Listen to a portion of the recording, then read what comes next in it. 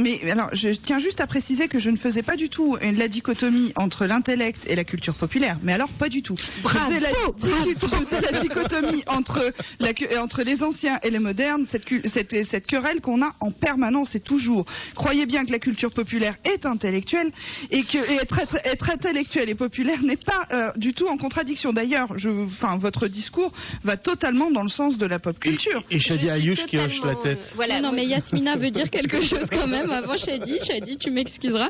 Mélanie, je n'ai pas dit que vous aviez dit que vous aviez un clivage. Non, j'ai juste rebondi sur le volet de Leïla quand elle a évoqué l'intellect. Mais typiquement, j'ai dit cérébral. J'ai dit cérébral, ça a l'air plus...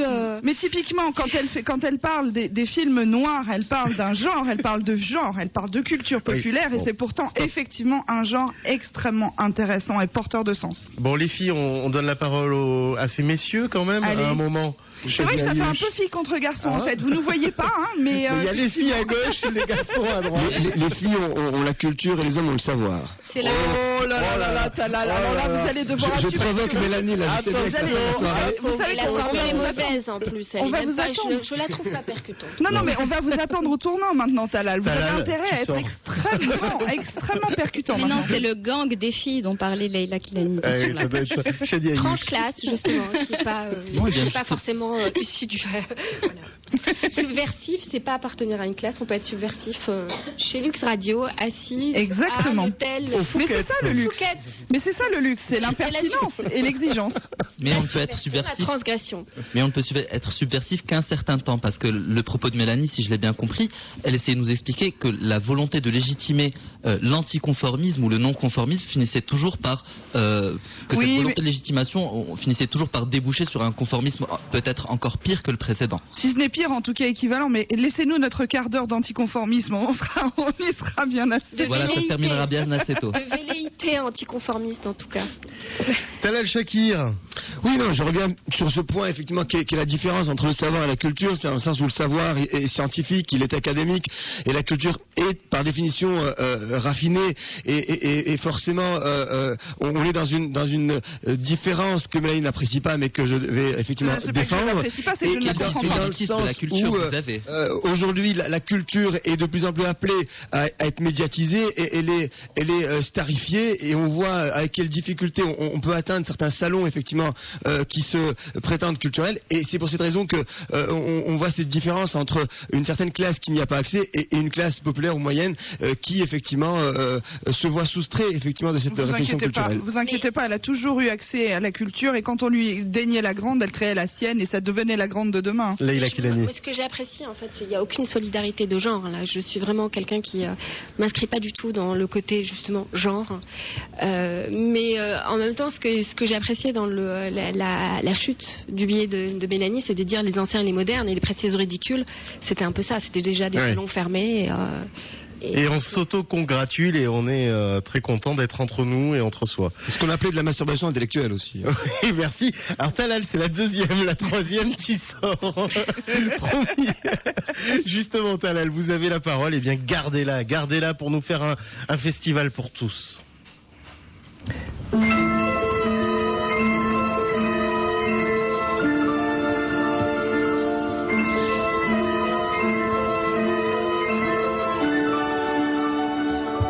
Festival pour tous, c'est bien le festival du film est censé rapprocher les cinéphiles du cinéma. 3 fonctions essentielles, 3 objectifs essentiels, à savoir faire connaître son film au plus large public, et puis échanger. Ensuite, tisser des liens avec le public, et puis aussi éventuellement élargir l'espace de réflexion. Ce qui est réel, c'est que le festival est marqué par une sélection très sélective, une starification reçue, et surtout beaucoup de tapis rouges. Le citoyen moyen a du mal à se retrouver et à se sentir effectivement concerné. Alors, la question posée, est-il le bienvenu? Oui, diront les officiels, et non, dira la réalité. Le cinéma est porteur de rêve sociétal pour tous. Et le 11e Festival international du film à Marrakech a joué cette carte-là. Il a présenté 15 films au public, mais c'est une répartition assez inégalitaire. 8 sont diffusés au Palais des Congrès, 6 dans un cinéma, et 1 sur la place publique. Ce qui nous donne la conclusion suivante. 95% des projections sont destinées à 5% des spectateurs au Palais des Congrès, alors que 95% des cinéphiles n'ont droit qu'à 5% de films sur la place publique. Jamal Fna.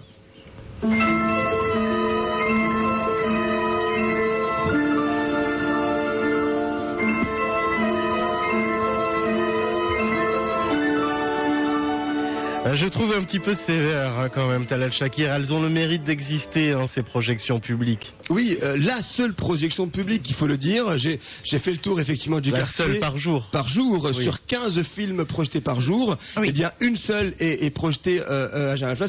C'est très insuffisant. C'est vrai que j'ai vu la structure, elle est assez importante, imposante, mais c'est très insuffisant au vu du regard qu'on peut donner à cette culture qui voudrait être démocratique en tout cas. Eh bien, je vais me tourner vers notre invité qui est en même temps notre hôte. C'est Arnaud Bonvince, directeur du Naoura Barrière qui nous accueille actuellement au Fouquet's de Marrakech. D'ailleurs, n'hésitez pas à venir nous rejoindre. Nous sommes en public et en direct. Alors, Arnaud Bonvince, comment la ville de Marrakech vit et comment vous tâtez-vous le pouls de ce festival? Est-ce que voilà, ça fait de l'animation pendant 2 semaines en particulier? C'est un événement qui est attendu en tous les cas d'une année à l'autre, puisqu'on en parle tout au long de l'année. Ça se prépare longtemps à l'avance. Et puis en général, à la clôture d'un festival, on commence à entendre des prémices de l'organisation du prochain. Donc c'est un événement très important pour Marrakech, c'est un événement aussi très important pour le pays, parce que c'est un événement international. Donc nous, de par notre appartenance à un groupe français où nous sommes sur d'autres festivals... Ah bah oui, Deauville par exemple, Deauville, avec le Normandie. Voilà, Cannes aussi, avec le Majestic. Donc ce sont des événements dont on a plaisir en tous les cas d'accompagner. Et puis on voit tous les ans ces événements grandir. En tous les cas, pour Marrakech, c'est une très belle aventure qui a passé un cap, puisque passé des 10 ans, donc c'est quand même un cap assez intéressant, et qui tous les ans prend un petit peu plus son envol. En tous les cas, ramène pour Marrakech beaucoup plus de monde tous les ans, attire aussi un public toujours plus nombreux. Et puis je sais que vous en parliez dans des précédentes émissions.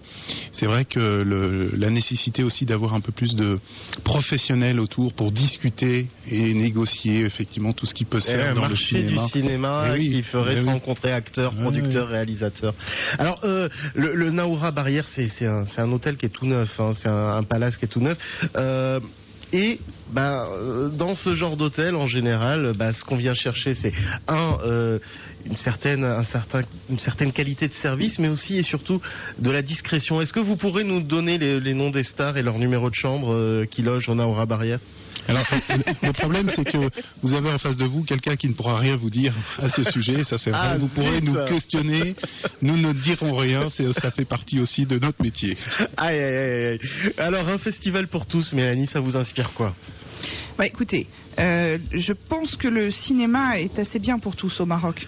Qu'on le veuille ou pas, on le retrouve partout et tout le monde en consomme beaucoup. Là-dessus, c'est quand même effectivement un art qui est effectivement très populaire.